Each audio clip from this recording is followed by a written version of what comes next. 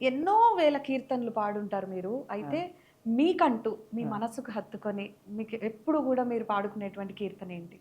అన్నమయ్యకి ప్రజలు ఏడిస్తే ఏడ్చాడు, నవ్వితే నవ్వాడు. హ్మ్. That was his life. హ్మ్. అంటే ఋషికి, ఒక వేద ఋషి, ఒక ద్రష్టకి ఉండేటువంటి ఆహ్, తాపత్రయం ఏమిటనంటే బాగుపడాలి హ్మ్. అనే తాపత్రయం. ఆ తాపత్రయంలో తను మైమరిచి పాడినప్పుడు హ్మ్.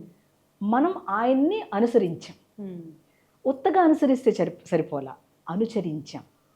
అనుకరించాం, అనుచరించాం, అనుసరించాం.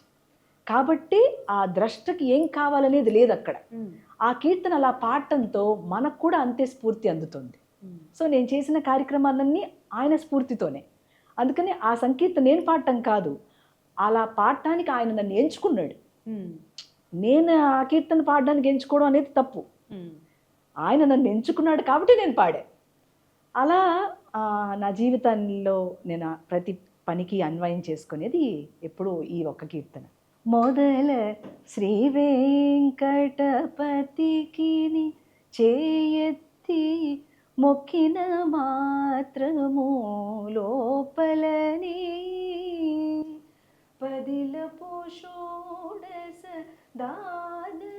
దానయాగములు పంచమహాయజ్ఞంబులును వదలక సాంగంబులుగా చేసిన వాడే కాడ పలుమారు మది మది నుండే కాయ క్లేశము మాటికి మాటికి తనకేలా త్రికరణ శుద్ధిగా చేసిన పనులకు దేవుడు మెచ్చును, లోకము మెచ్చును.